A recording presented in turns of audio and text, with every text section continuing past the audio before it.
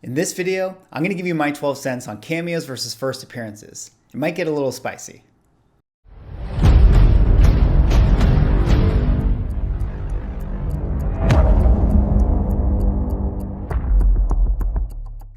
Ladies and gentlemen, welcome back to another video with Swaggelhaus. And in this video, I'm going to weigh in on the cameo versus first appearance debate. Now, I've been dreading making this video for a long time because I know how much of a hot button issue this is. And no matter what I say, there's going to be people that totally disagree and hate my interpretation and are going to be upset for, having the opinion that I have. But I figured, hey, let me just put my 12 cents out there. Let me just put it out into the community and have that discussion with you guys, because ultimately, I'm not a guru, in any sense of the world. I don't pretend to have, the catch-all answer for this topic, but I'm just going to point out a few things that I've noticed and things that I feel like are, important to sort of clarify within context to this debate, and hopefully solve some of the inconsistencies that I really don't like, or things that bother me. So, but before I can get into my opinion, if you guys could drop me a like or a comment or subscribe if you're enjoying my content, help support the channel. Love interacting with you guys, and this is going to be one that we should definitely talk about, because I want to hear other people's takes so that I myself can evolve in my opinion of the cameo versus first appearance debate. So with that being said, let us get into this topic. And the reason I decided to make this video in the first place was because of the recent news of the Marvel Preview 95, which features Miles Morales having set a new record CGC for $9.8, $10,000. So let me show you guys that if you guys haven't actually seen it. This is what it is right here. This is a for those who don't know, recently in the news, this specific Marvel Previews, I guess you could call it a comic book, but it's really more of a magazine, set a new CGC record, a 9.8 sold for $10,000, right? And there's a lot of controversy surrounding this, because if you guys don't know, what Marvel Previews is it's a magazine that Marvel puts out to advertise the new comic books that are coming out, in the coming months. And sometimes they have a couple sample pages of a comic book. And in this particular issue, they put Miles Morales on the cover, which is the first time, this character was being introduced. They put him on the cover, and they also had a little bit of a sample of his eventual coming into the Marvel universe. And so people recently have been flocking to this preview magazine, and people are buying it because, technically speaking, I suppose they're making the argument that this is the first appearance. Now, this is where sort of the rubber hits the road within context to this discussion, because to me, it feels like there's two schools of thought, right? There's two schools of thought that people are subscribing to.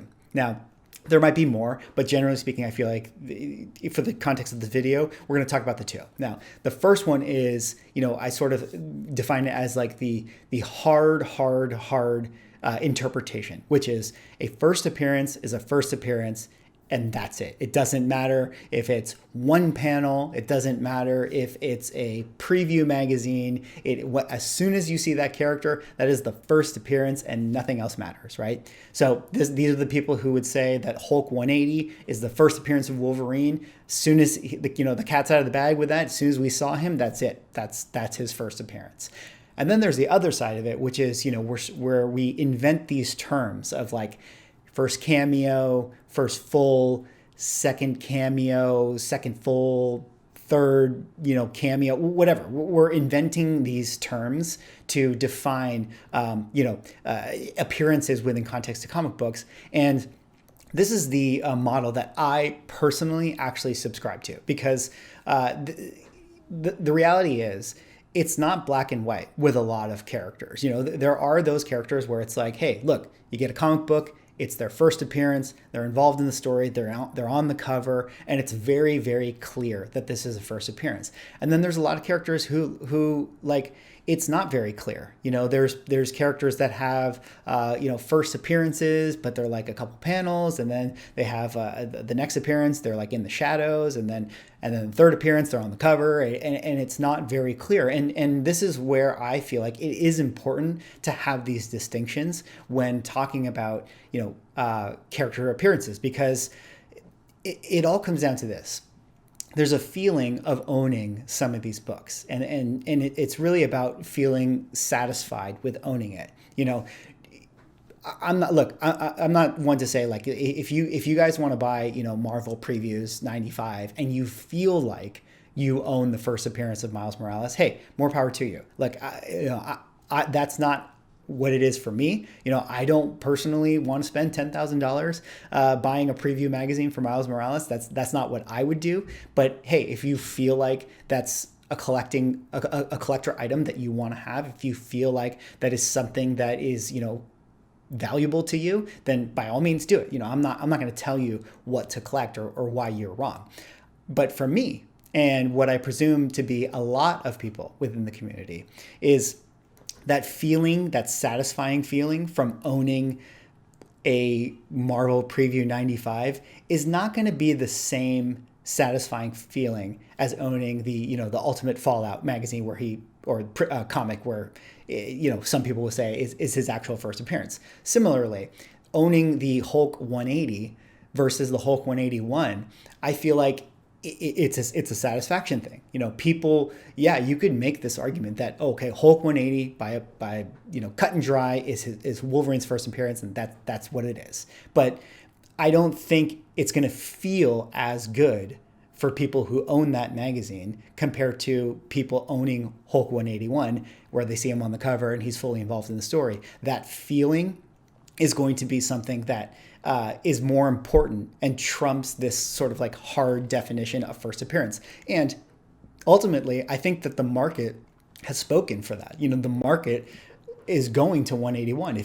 If people really felt like Hulk 180 felt better to own, then that comic book would be more valuable. And take away the definitions of cameo versus first appearance. That comic book would just that would be where the market is going. So, you know, that's really like, you know, what I want to talk about in terms of like these two schools of thoughts and strict interpretation versus cameo and first appearance. And ultimately why I think the cameo and first appearance thing is the better one to have. Now, I want to pull up a couple examples with you just to sort of have the discussion, and we can take a look at some of these things and you know, just kind of see what's out there, what definitions we should apply to these things, and why I think, you know, having these cameo and first appearance definitions are important. So let's take a look again here at the Marvel Previews magazine. So this is again Marvel Previews.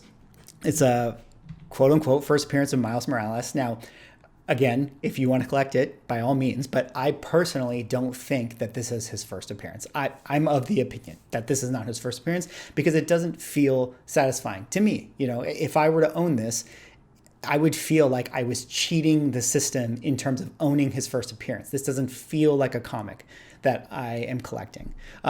Similarly, there's a lot of people out there that, you know, claim that this Marvel Age 97 is the first appearance of Darkhawk. Similar situation. This was a preview magazine or a preview of a character for his first appearance. And some people say that this is his first appearance. And look, again, if you want to own that, that's fine. If you want to make this argument that that's his first appearance, that's fine too. But at the end of the day, I think in terms of a feeling, there are so many more people that would rather own the Darkhawk #1, you know, which is within context to the comic book, within context to his storyline, et cetera, et cetera. And then let me just show you guys here. This is Incredible Hulk 180, first cameo, quote unquote, first cameo of Wolverine. But as you can see here, this is what you get. If you were to buy this comic book, you would end up with this. This is the last page of it. You know, here's Hulk fighting the Wendigo, and then in the very last panel, Wolverine pops out and says, okay, you know, why not try your luck against the Wolverine?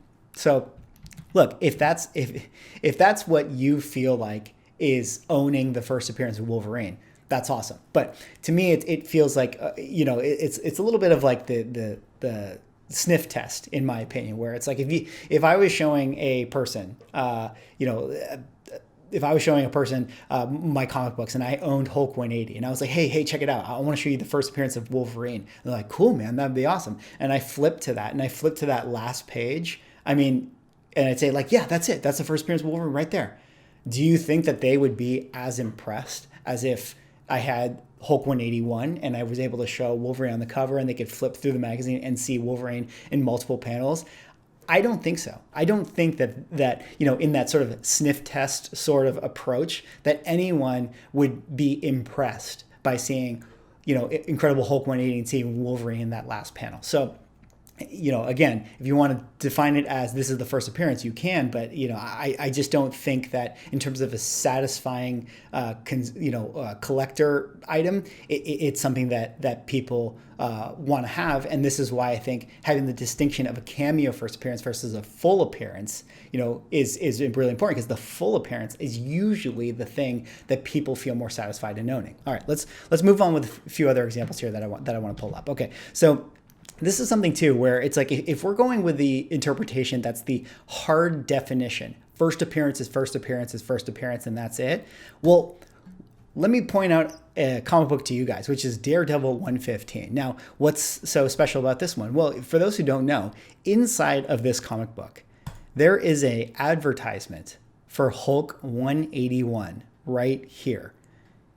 There's an advertisement for this, and it is said that this comic book, this Daredevil comic book, now it's speculated, so it's not fully confirmed, but it is said that this comic book actually came out in July of that year before Hulk 180. So if we're going with that sort of definition, which is like the Miles Morales Marvel Preview 95 definition, then technically speaking, that this Daredevil 115 is the first appearance of Wolverine, and everyone should be flocking to this book. But the reality is people are not flocking to this book because nobody wants to own 115. I mean, granted, it does have a little bit of value. People do want to own it to a degree, but nobody wants to own it to the same level as Hulk 181 or even Hulk 180 for that matter, because nobody really feels, in terms of that satisfying collector, collector feeling, nobody really feels like this advertisement is getting that first appearance of Wolverine. Nobody really feels like that. They might just feel like, oh, it's kind of a cool,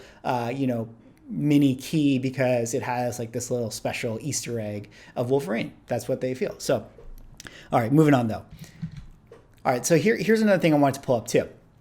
And this is the, why I think that the hard, letter of the law in terms of, a first appearance is a first appearance is not really something that it holds any weight to me. This is Savage Tales, the magazine.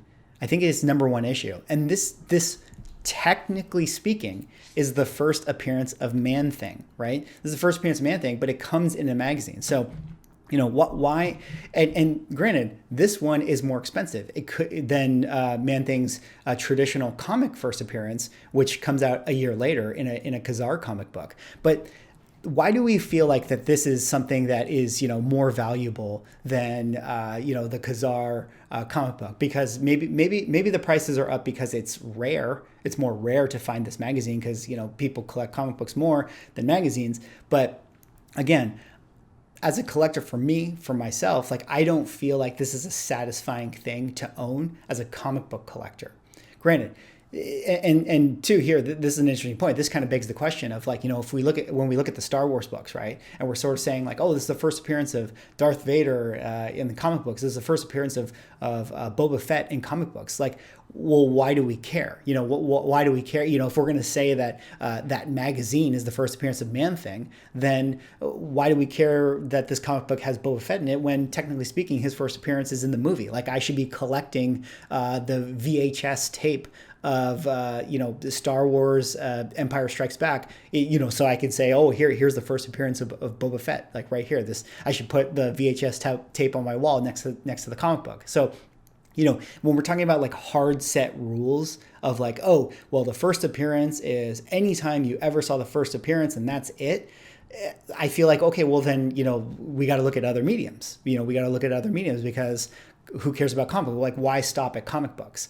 And, similarly speaking, like, okay, well, if you want to take the interpretation that's like, well, the first appearance is the first appearance, technically speaking, within terms of a comic book, well, then, okay, well, then we should buy Daredevil 115, right? Because that's the first time we see Wolverine. So, this is where I feel like, having the hard and set rule breaks down for me a little bit because things aren't black and white. It's not black and white. And it's good to have these definitions that are cameo, first appearance, second appearance, so on and so forth. All right, let's move on to just like a few more examples here that I want to talk about. And that's going to be here. This is definitely a controversial one, but I want to bring it up, and this is kind of getting into a different thing, which is the inconsistency. So actually, that's a good way to segue. So I talked about, like, okay, why I feel like the hard and set rule is not, the way to go, because I feel like that, there's things that are other mediums, there's advertisements, and if you want to go by this hard and set rule, it just doesn't feel, like it can hold up in any sort of way, and things are complicated. It's black and white. So I don't think that that's the way to go with it. I don't think Hulk 180 should be called Wolverine's first appearance and then that's it. I think the cameo thing is good. So now, the one thing I want to point out with the cameo first appearance thing is that there's a lot of inconsistencies, tons of inconsistencies, and they drive me crazy. They drive me absolutely crazy. And this is stuff that I just kind of wanted to point out and sort of ask the question, because I don't totally know what it is with, how we're defining what makes a cameo versus a first appearance versus a second cameo versus second appearance. I don't actually know, and I'm sort of putting out the question. I'm going to show some examples. So we already had the conclusion that if we're prescribing to this definition that Hulk 180 is the first cameo of Wolverine and Hulk 181 is the first full appearance, then I have a couple comic books here that I want to show you, which is this one right here is Avengers 186, right? And this is noted as being the first appearance of a character known as Chthon, right? Who's like a demon character who possesses the Scarlet Witch, right? This is considered her first appearance. Now, I bought this comic book, I was like, cool, like I want to own this first appearance. And I read it and I flipped through and I didn't see Chthon, I didn't see Chthon, I didn't see Chthon until the very, very last page, which is this. As you can see, here is Chthon.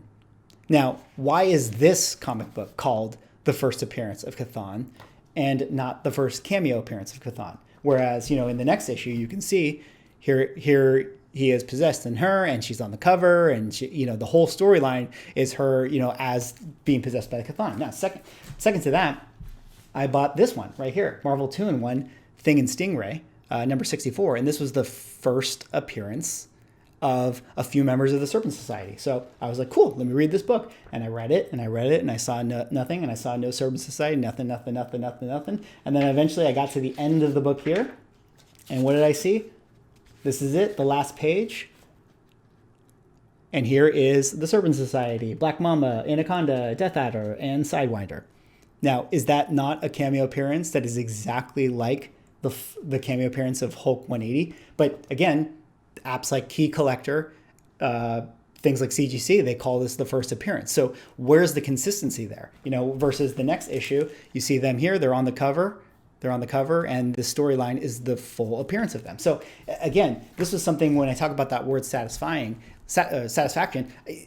when I had those other issues, I had to buy the next ones because I didn't feel satisfied with owning those ones. So why is it that these are not considered cameo appearances? Now, it's probably because people don't know and people don't care because, these aren't not characters like Wolverine or characters like, Venom, where people care about that. And ultimately, this is where like I get a little crazy about it because it's like, okay, well, let's be consistent here, guys. Let's let us be really consistent with our terms. And from the most, A tier character to the most, C tier character, we should be consistent in these terms so that, we as a community can agree to these definitions and have a way of understanding them. Now, this is something that I also wanted to point out, and we're talking about cameos and things like that, and this is an interesting one because I got this book here, which is Iron Man 120, and this is the first appearance of Justin Hammer,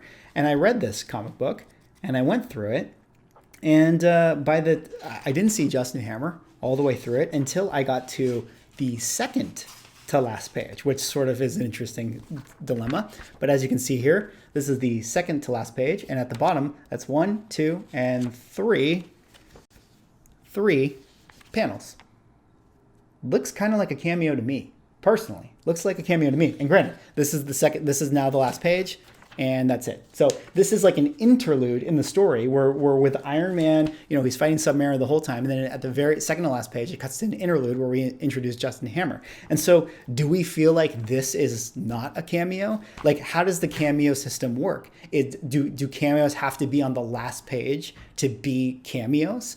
or can they, occur in the middle of a comic book? Like, when we all watched Guardians of the Galaxy #1 and we saw Thanos in the middle of the movie, do we feel like that's Thanos' first appearance in the MCU in that sense? Like, is that, because he's in the middle of the movie, or is it more of a cameo, compared to Infinity War?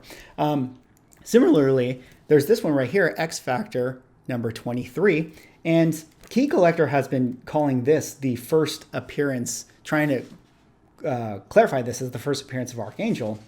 And they may have a point, I don't know, but in the middle of the comic book, we do see Archangel right here. He shows up. 1, 2, 3, 3.5, 3.25, 4, 5 panels. He's in there.